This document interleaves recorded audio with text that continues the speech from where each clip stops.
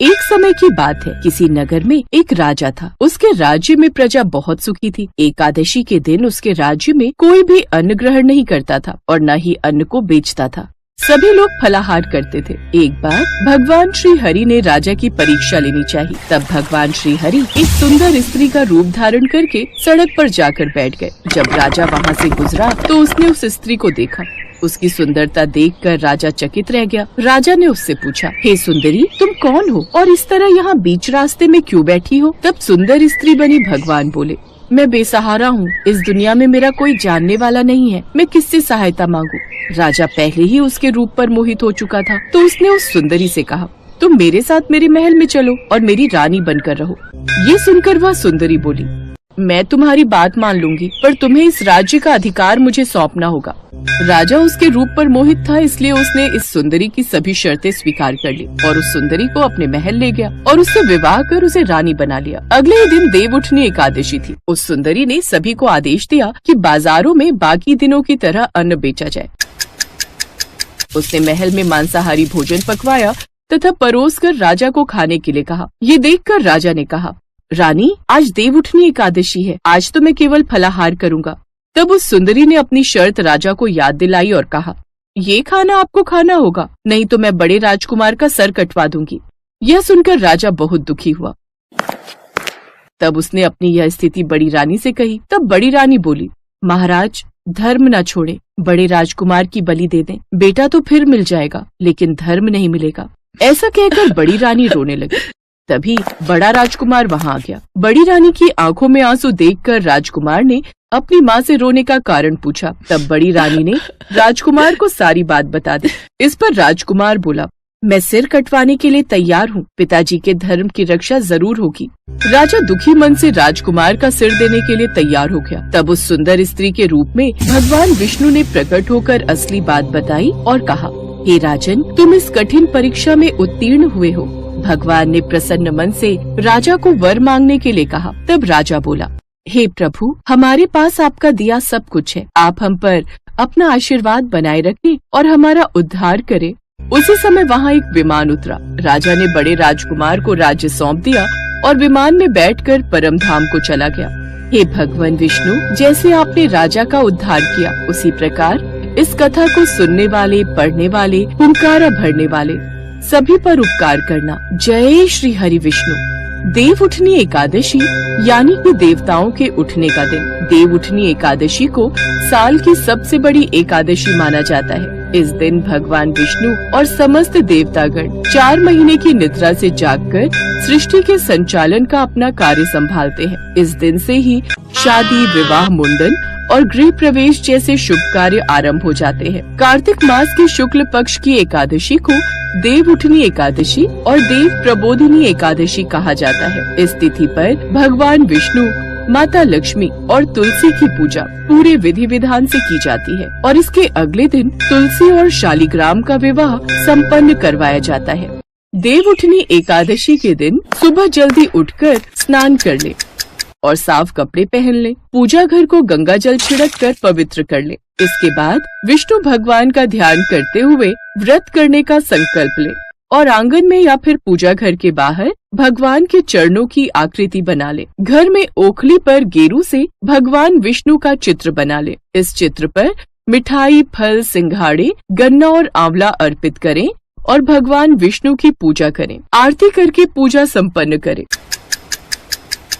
दीपावली की तरह इस दिन भी रात को पूजा स्थल और घर के बाहर दीपक जलाने चाहिए और घर के सभी सदस्यों को भगवान विष्णु की पूजा करनी चाहिए। उसके बाद रात में भगवान विष्णु का आह्वान करके उन्हें जगाएं। शंख और घंटी बजाते हुए यह कहें, उठो देवा, बैठा देवा, आंगुरिया चटकाओ देवा, नई सूत नई कपास, देव उठाए कार्तिक मास। इस दिन निर्जला या केवल जलीय पदार्थों का सेवन करते हुए उपवास रखा जाता है। इस व्रत में भगवान विष्णु या अपने इष्ट देवताओं की उपासना की जाती है। इस दिन तामसिक आहार, प्याज, लहसुन, मांस, मदिरा, बासी भोजन न लें। एकादशी पर यदि आप व्रत न भी करें तो भी आपको ब्रह्मचर्य का पालन करना चाहिए। एकादशी के दिन भूलकर भी चावलों का सेवन न करें।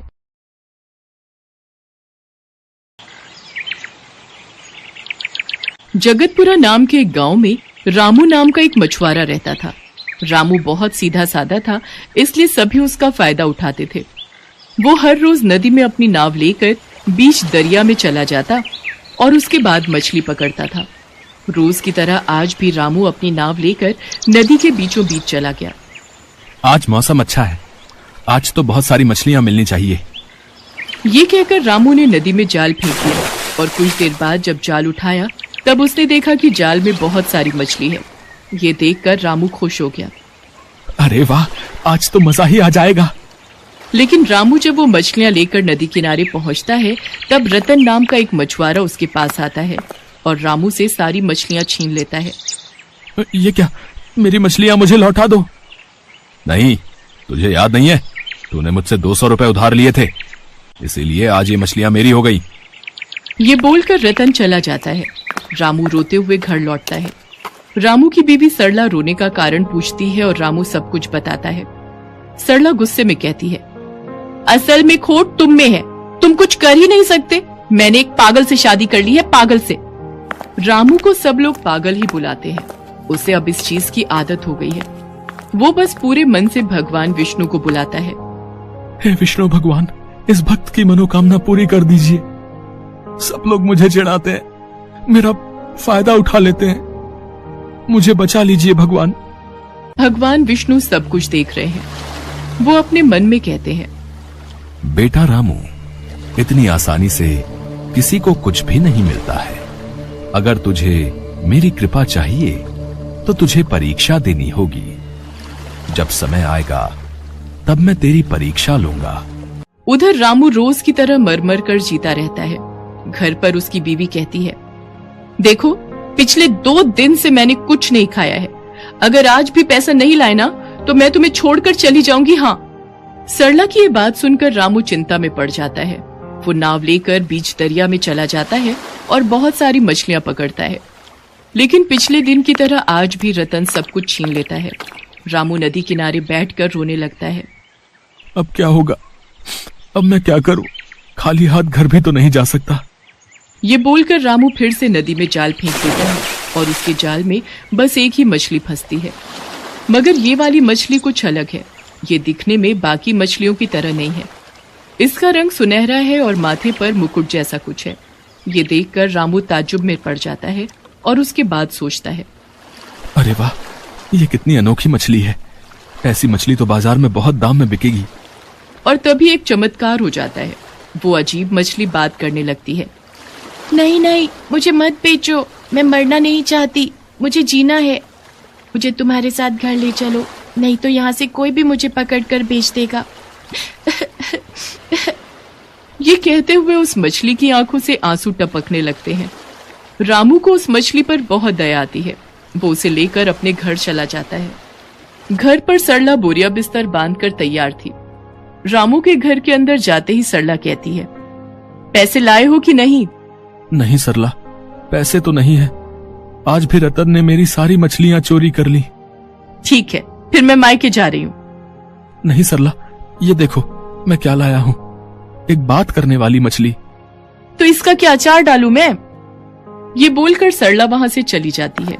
रामू उसे रोकने की बहुत कोशिश करता है लेकिन सरला नहीं मानती। रामू कमरे के अंदर अकेला बैठा रहता है।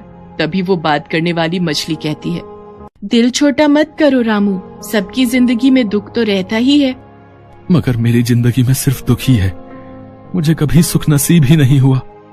तुम चिंता मत करो, देखना कल से तुम्हें मछली पकड़ने में और बेचने में कोई समस्या नहीं होगी। अगले दिन रामू मछली पकड़ने जाता है। बहुत सारी मछलियां पकड़कर वो नदी किनारे पहुंचता है और रोज की तरह रतन वहां पर आ जाता है। मगर आज उसके साथ कोई और है और उसे देखकर रामू खड़ा का खड़ा रह जाता है। रामू देखता है कि सरला रतन के साथ खड़ी है। सरला, तुम यहाँ क्या कर रही हो? आज से मैं रतन की बीवी हूँ। कैसा लगा रामू? तेरी तो कोई औकात ही नहीं है, इसलिए तेरी बीबी भी तुझे छोड़कर भाग आई मेरे पास। रामू को बहुत बुरा लगता है। वो कहता है, रतन, अब तक तू मुझसे सिर्फ मछली छीन लेता था और आज मेरी बीवी को भी छीन लिया। ये बोलकर रतन मछली लेने के लिए आगे बढ़ता है और इतने में उसका पैर फिसल जाता है। वो नदी में गिर जाता है। रामू दौड़कर वहां से चला जाता है। वो बाजार में उन मछलियों को बेचता है और उसे अच्छा दाम मिलता है। वो खुश होकर घर लौटता है और उस बात करने वाली मछली से कहता है, पता है, आज मछली बेचकर बहुत सारे पैसे मिले हैं। मैंने कहा था ना, आज से तुमको कोई परेशानी नहीं होगी। रामू उस मछली से हर रोज बात करने लगता है और ऐसे ही वो दोनों दोस्त बन जाते हैं। रामू मछली बेचकर हर रोज अच्छी कमाई करने लगता है और इसी बात से सरला का दिमाग खराब हो जाता है। वो रतन से कहती है, आखिर तुम कर क्या रहे हो? वो रामू दिन ब दिन अमीर होता जा रहा है। मगर कैसे? हर बार जब मैं उससे मछली छीनने जाता हूँ, मेरे साथ कुछ ना कुछ हो जाता है। मुझे लगता है ये उस बात करने वाली मछली की वजह से हो रहा है। उसके बाद सरला रतन से उस मछली के बारे में कहती है। उसी रात को रामू जब सो रहा होता है, तब रतन चुपके से जाकर रामू के घर से उस मछली को चुरा लेता है। उसे अपने घर ले जाता है। रामू की नींद टूट जाती है और वो देखता है कि बात करने वाली मछली गायब है। वो तुरंत उसे ढूंढने के लिए निकल जाता है। उधर रतन और सरला मिलकर उस मछली को मारने की कोशिश करते हैं। इस मछली को मैं मार डालूंगा। रतन एक चाकू से उस मछली को मारने जाता ही है कि तभी वहां रामू चला आता है और कहता है, मत मारो उसे, वो मेरी दोस्त है, मत मारो। ठीक है, हम इसे नहीं मारेंगे, लेकिन तुम्हारे पास जितने भी पैसे हैं वो सब कुछ हमें देना होगा। ठीक है, मेरे पैसे, मेरा घर, जमीन, सब कुछ ले लो, मगर मेरी दोस्त को छोड़ दो। रामू रोने लगता है और तभी वहां एक चमत्कार हो जाता है। वो मछली गायब हो जाती है और भगवान विष्णु प्रकट होते हैं। ये देखकर सभी चौंक जाते हैं। भगवान विष्णु, आप? हाँ रामू, मैं ही इस मछली का अवतार लेकर तेरी परीक्षा ले रहा था। मैं देख रहा था कि थोड़े से पैसे मिलने के बाद तेरे अंदर लालच आ जाता है या नहीं, मगर मैंने देखा कि तेरा मन बिल्कुल साफ है। दोस्ती तेरे लिए पैसों से बढ़कर है। मैं प्रसन्न हूं, इसीलिए मैं तुझे वरदान देता हूं। तेरे पास बहुत सारे पैसे आएंगे, तुझे कभी किसी भी चीज की कमी नहीं होगी। और हाँ, कोई इंसान तेरा कुछ भी बिगाड़ नहीं पाएगा। भगवान के दर्शन पाकर रामू का दिल खुश हो जाता है और दूसरी तरफ सरला और रतन भगवान विष्णु से माफी मांगने लगते हैं। हमें माफ कर दीजिए भगवान। हाँ भगवान, हमसे गलती हो गई। नहीं, तुम दोनों माफी के लायक नहीं हो, इसीलिए मैं तुम दोनों को सजा दूंगा। ये बोलकर भगवान विष्णु दोनों को छोटी छोटी मछलियों में बदल देते हैं और उन दोनों को नदी में छोड़ देते हैं। उसके 2 दिन बाद एक मछुआरा उन दोनों को पकड़कर बाजार में बेच देता है। ऐसे ही दोनों को सजा मिलती है और रामू अपने बड़े से घर में ऐशो आराम वाली जिंदगी गुजारता रहता है। ऐसे ही दिल साफ होने से जिंदगी में सब कुछ मिलता है, खुशी मिलती है, और जिसके दिल में खोट है उसे सजा जरूर मिलती है। यही जगत